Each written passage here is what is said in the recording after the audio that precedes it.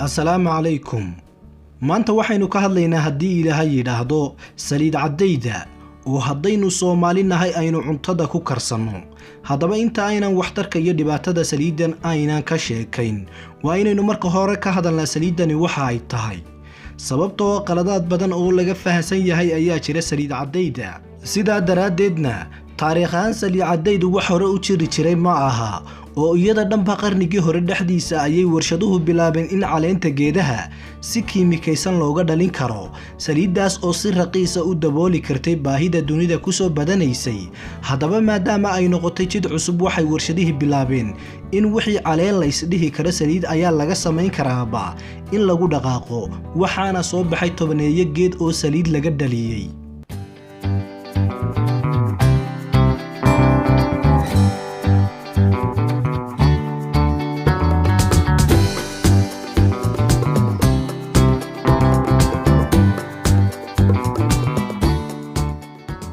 ugu horeyn daawade dhibka iyo waliba cabsida ka dhalatay saliid cadayda waxay tahay in saliidaha sidoodaba si dabiici loo soo saari jiray sida saliidda macsarada, saliidda saytuunka, saliidda qumbaha, laakiin saliid cadayda waxa loo soo saaraa qaab kiimikaysan oo haddii la riiqo kaliya caleenta geedka saliid kaaga dhalan mayso ee waa in lagu daraa waxyaabo kale si saliid looga helo. cabsida labaad ee laga qabo saliid cadayda waa geedaha laga sameeyo oo badan oo waliba kala duwan iyo faa'iidada laga helayo saliidda oo aan isu dheelitirnayn taasoo caafimaadka saameyn ku yeelan karta. inkastoo cilmi baadhisyo badan oo lagu sameeyay saliid cadayda qaar ka mid ah ay sheegeen in caafimaadka wadnaha ay u daran tahay. cabsida saddexaad ee laga qabo saliid cadayda waxay tahay shirkadihii samayn jiray oo aad u batay oo waliba si aan kantarool lahayn u sameeya iyo waliba shirkadaha soo dejiya oo iyaguna aad u batay. waxaana dhaca mararka qaar in dhowr geed oo kala duwan saliidahooda la isku daro, isku daristaasna ay dhibaato ka dhalan karto iyo in saliidda ay isla falgasho sidaasna dhib ku iman karo. maadaama lagu arkay saliidaha qaar maada la yiraahdo erucic acid oo waliba aad ugu badan taasoo jidhkana sun ku ah. dhinaca kale daawade maadaama geedaha saliid cadayda laga sameeya ay leeyihiin shirif ama ur uu qofku ku nici karo inuu isticmaalo, waxaa lagu soo daraa maado sida aashitada oo kale ah si urka looga baabi'iyo. waxaana markaa kadib lagu daraa daawooyin midabka bedeli kara ama caraf udgoon u yeeli kara si dhibsasho la'aan loogu darsan karo cuntada. sidaa aawadeedna maadaama saliidaha kale ama subaga caanaha laga culaa aysan soo marin qaababkaas iyo nidaamyadaas kala duwan ayaa caafimaad ahaan waxaa lagula talinaya qof kasta inuu ka fogaado saliid cadayda inuu cuno ku darsado ama ku karsado.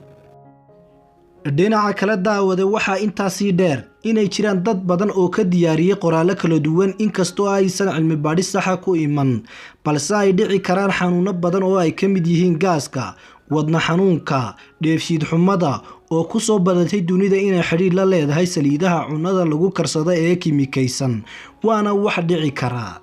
geesta kale daawade waxaa kaloo jira isla markaana la arkay isu dheelitirnaan la'aanta dufanka omega 6 iyo omega 3. saliidaha qaarna ay ku badan tahay omega 6 oo mararka qaarkood u dhiganta 10, omega 6 iyo 1 oo omega 3 ah. sidaa daraadeed waxaa caafimaad ahaan la ogyahay hadduu isu dheelitirnaan la'aantaasi ay dhacdo in omega 6 ay keeni karto xanuuno badan oo ay ka mid yihiin kansarka ku dhaca naasaha dumarka iyo ugxaansidaha.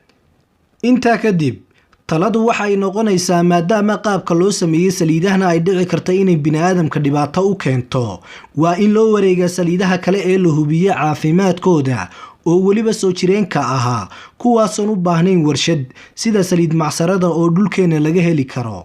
dhinaca kalena qaladaadka waaweyn ee dad badan oo Soomaaliyeed ka dhaadhacsan waxaa ka mid ah in badankeenu aynu aaminay in khudaarta midhaha ku sawiran gasacyada iyo caagadaha saliidda lagu keenay inay saliiddu ka samaysan tahay.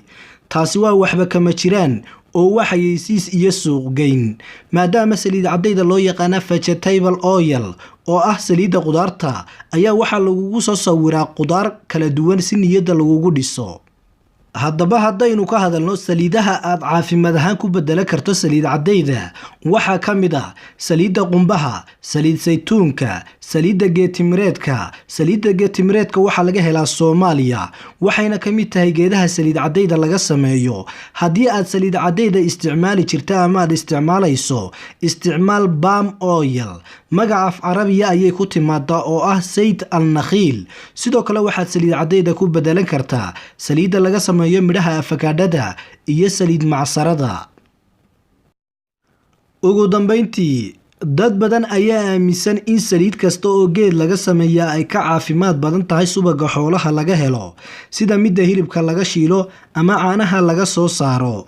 Taasina ma aha mid saxa, waayo Ilaahay subxaanahu wa tacaala bini'aadamka waxa uu jidhkiisa ugu talagalay wuxuu isagu abuuray oo dabiiciya in loo adeegsado.